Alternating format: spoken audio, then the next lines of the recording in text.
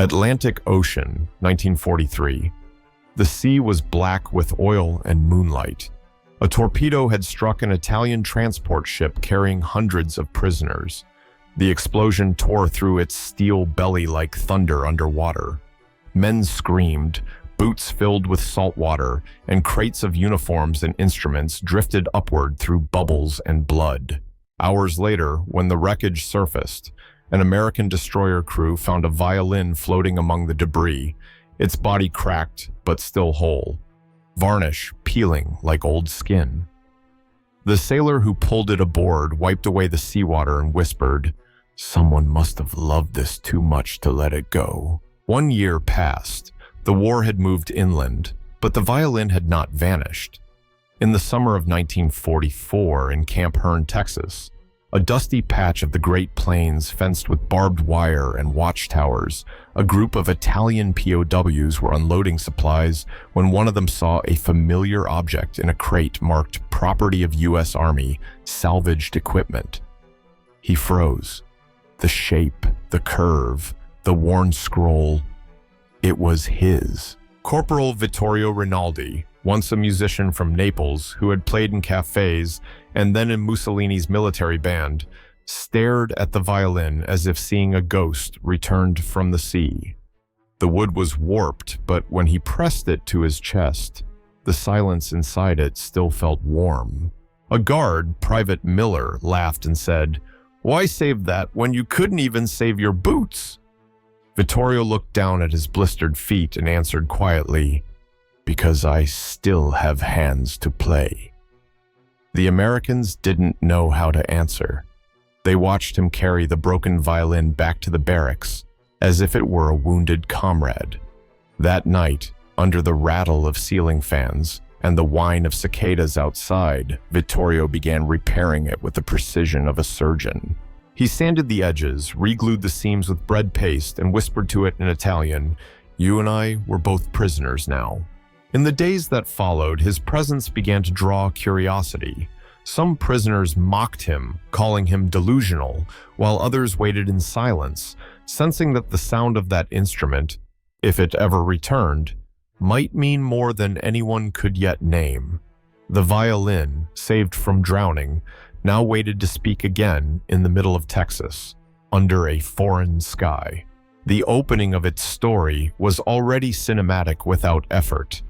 From death at sea to the rebirth of music, it carried the same contradiction that defined every prisoner's heart, destruction that refused to stay silent. If you value stories like this, don't forget to like and subscribe. It helps preserve forgotten chapters of history.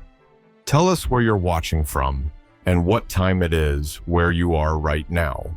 Texas, August 1944. The air was so dry that every breath scraped the throat.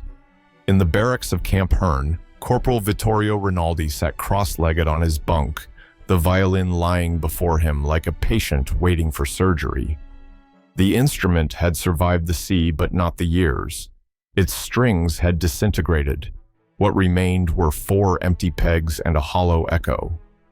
Vittorio stared at the fence outside, the same barbed wire that sliced the horizon into squares, and understood what he needed. He waited until the guard's footsteps faded, then approached the fence with a piece of tin snipped from a food can. Each twist of wire cut his fingers. Each pull left a red crescent of blood on the rusted metal. But by dawn, he had shaped 4 fragile strings from that same wire. To soften their bite, he wrapped them with strips of cloth cut from the lining of his worn army shoes. When he tightened them against the violin, the air itself seemed to hold its breath. The first note came out thin, raw, trembling, a wounded animal finding its voice. Prisoners nearby stopped arguing over rations. Across the yard, American guards turned toward the sound, mistaking it for a distant siren. In the mess hall, someone dropped a spoon. The second note followed, then the third, and suddenly the barracks were filled with something that didn't belong to either side of the war. Private Miller muttered, What the hell is that? Another guard, older, listening longer, said quietly, "It sounds like the war itself trying to remember beauty." The words passed through the camp like a rumor of peace. By evening, the whole compound knew about the Italian who played a violin strung with wire fence. Some mocked him, calling it madness. Others waited near the laundry shed just to hear that broken music again. The sound traveled differently from any radio broadcast. It was rough, uneven, yet it carried something that no propaganda could reproduce. Inside the barracks, Vittorio smiled for the first time since the shipwreck. His hands were blistered, but they had not forgotten how to speak. Every vibration against his fingertips reminded him that he was still alive, still capable of beauty even inside captivity. The violin, reborn from scraps of barbed wire, had become more than an instrument. It was proof that a man could bend even the tools of imprisonment into something that healed.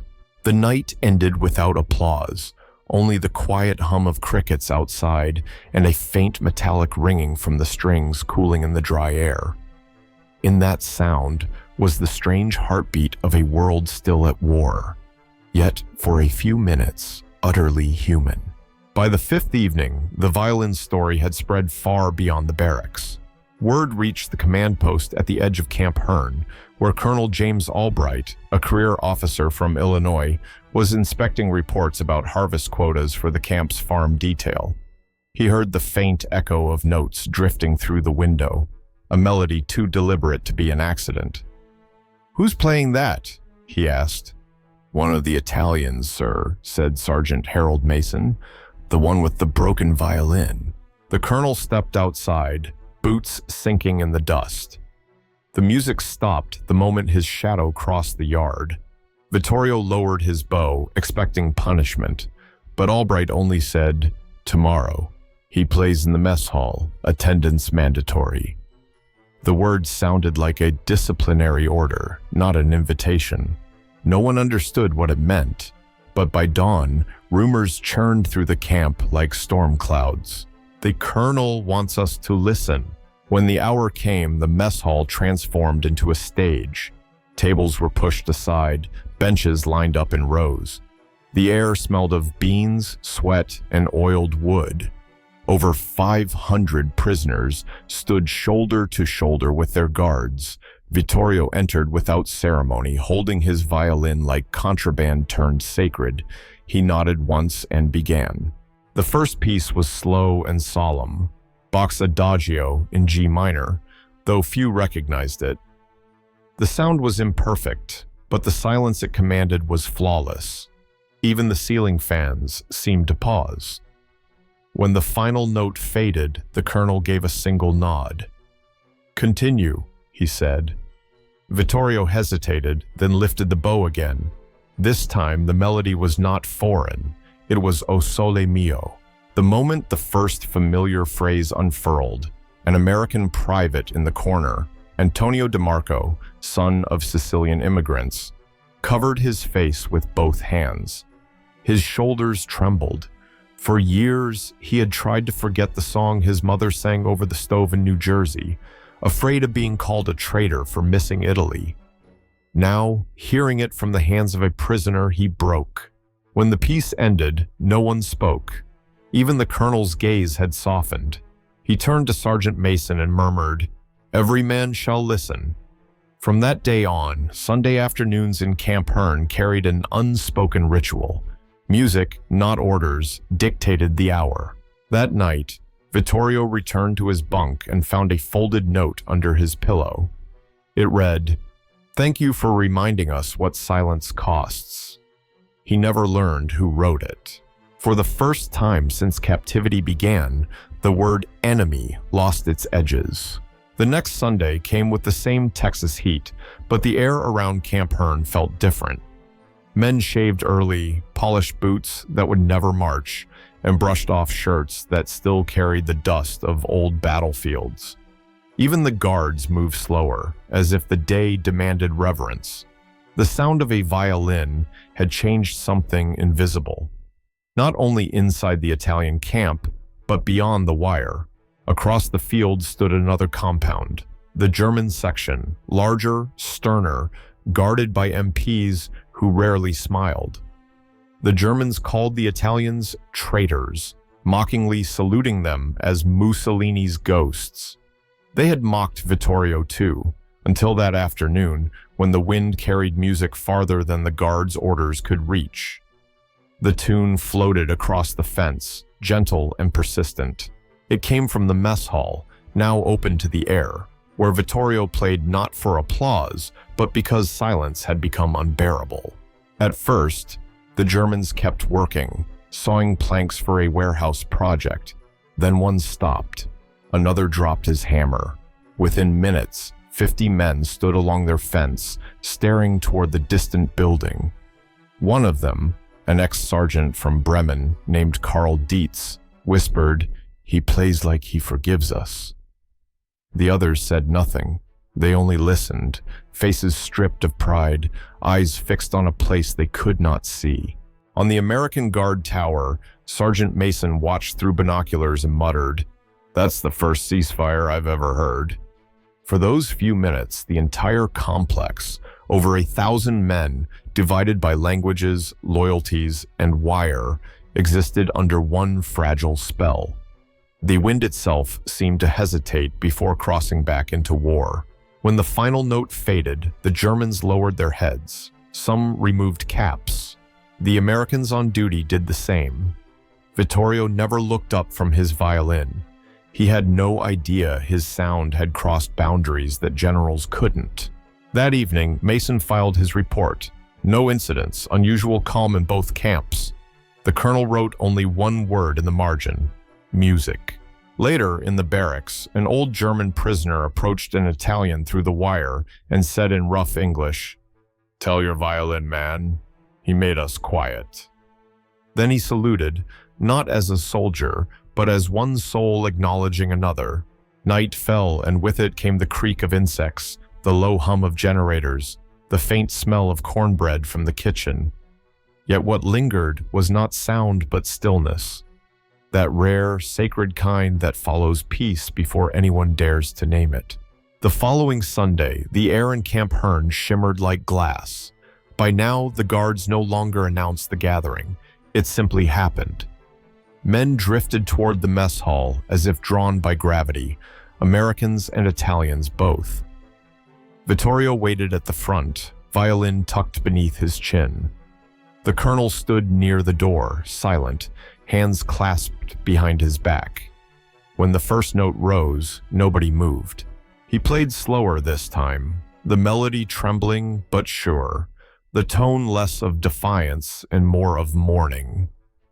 Soldiers who had survived North Africa, Sicily, and Anzio felt the music moving through them like smoke through old wounds. When the last chord fell away, chairs creaked, but no one clapped. An instinct to applaud flickered, but Vittorio raised his bow and said quietly, "Please, not for me, for every man who did not forget he was human." The silence that followed felt deeper than any ovation. Even the ceiling lamps seemed to dim in respect. Sergeant Mason described it later in a letter home. "I have seen medals pinned, men promoted, generals cheered. None of it sounded like that silence." Afterward, the prisoners filed out without speaking. Some shook hands with guards. One American slipped Vittorio a slice of bread and half a cigarette, as though feeding something sacred. From that day, no one called him the Italian. He was simply the musician. That night, the camp felt strangely weightless. Letters written home were gentler, fewer curses, more questions. Men who hadn't spoken to each other in months now traded cigarettes, shared stories about mothers, wives, orchards, kitchens. A kind of invisible repair had begun. And yet, questions remained, quiet, persistent ones that reached beyond the wire. If compassion could bloom here, among captives and enemies, what had stopped it outside these fences? If war could be silenced by a single violin, even for a moment, What noise were the rest of the world's armies making? If you were there, would you have applauded or bowed your head in silence? A few weeks later, long after the camp's evenings had settled into routine, something unexpected happened. Private Raymond Lewis, a lanky 21-year-old from Oklahoma with a fascination for radio circuits, decided he couldn't let the sound disappear into memory. He had built a small transmitter before the war from scrap copper and coffee tins, and now, using the same restless hands, he began assembling something new. A microphone made out of a tin can, a magnet, and a coil of salvaged wire from the workshop. When he told Sergeant Mason what he planned, Mason raised an eyebrow. "You think you can catch that on tape?" "Not tape," Lewis replied. "Wire, same as the fence. Let's see if it remembers the sound." That Sunday, he hid the can beneath a table near the front of the mess hall, the wire running discreetly out the window to a reel turning on a hand-cranked motor. Vittorio played again, unaware that his music was being captured on a fragile ribbon of magnetized metal, one of the first field recordings ever made inside a POW camp. The concert ended, the crowd dispersed, and Lewis slipped away, clutching the reel like a relic. A month later, when his leave came, he took the recording to a contact at a local radio station in Bryan, Texas. The technician cleaned the hiss, adjusted the pitch, and played it back through the studio monitors. The room fell silent. "Who's the orchestra?" someone asked. Lewis smiled. "Just one man, an Italian prisoner with a violin." On a cool November evening, 1944, the piece aired on regional radio under the title Music from Behind the Fence. No names were given. Listeners across Texas tuned in, assuming it was a professional performance broadcast from New York or Chicago. A few veterans recognized the raw emotion, writing letters to the station thanking them for music that feels like peace. By spring 1945, the war was turning toward its end, and somewhere between the news of Iwo Jima and Berlin, the recording resurfaced once more, played in a midnight slot when few were awake. Its static, its imperfections, and its trembling tone reached living rooms where mothers waited for sons who would not return. What they didn't know was that the violin strings were made from wire, once meant to divide men. And that sound, imperfect as it was, had crossed oceans again. If you had heard that broadcast, what title would you have given it? Austin, Texas, spring of 1991. The war had been over for nearly half a century, yet history had not finished whispering. In a small museum on Congress Avenue, an exhibit opened quietly under the name Music and Mercy. Visitors wandered past glass cases holding medals, dog tags, faded letters. But in the far corner, under a single cone of light, stood something different, a violin. Its varnish had darkened to the color of honey, and beneath the bridge, a faint stain of rust shimmered, the ghost of barbed wire. The label beneath it read, "Played by an Italian POW, Camp Hearn, 1944. Its strings were once cut from a fence." The curator, an old woman with white gloves, said the instrument had been donated anonymously. Yet one afternoon, a man entered who seemed to know every curve of that violin before he even reached it. He was tall, silver-haired, his posture still military. He leaned on a cane wrapped in tape. The visitor log later recorded his name, Harold Mason. He stood there for a long time, saying nothing. People came and went, but he didn't move.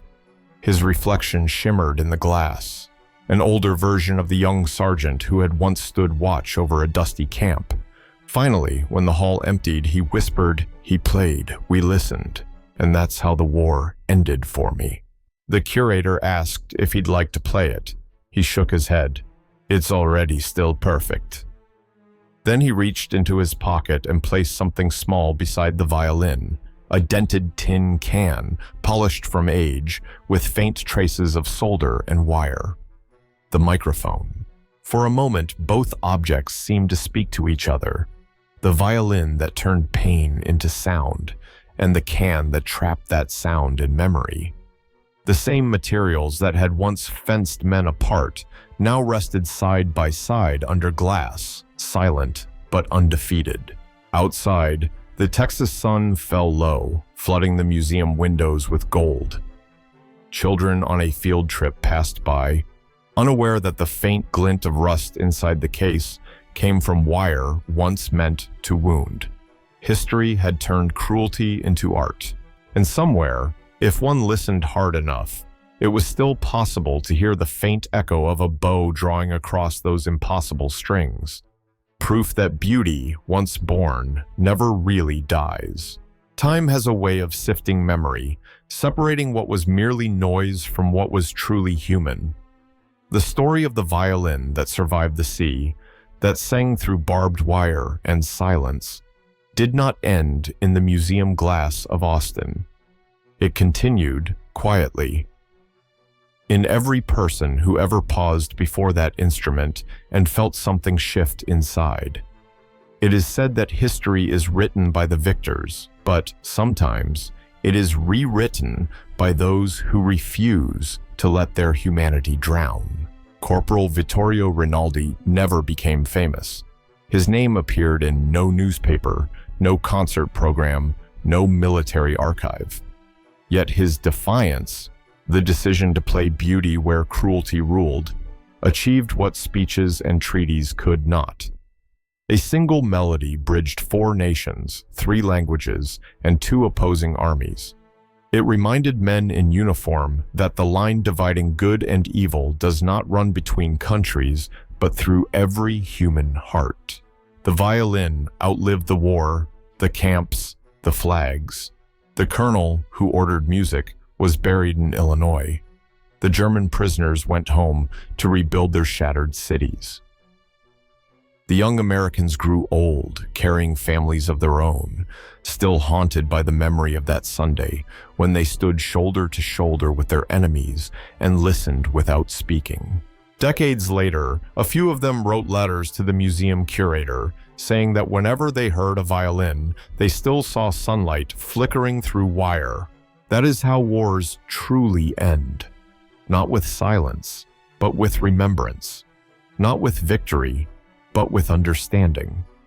In the end, what mattered was not who surrendered first, but who dared to play while the world was still burning. If you have listened until now, perhaps you too have heard the faint sound that once traveled from a drowned ship to a desert camp, from a tin can to a radio, from history into your own quiet room.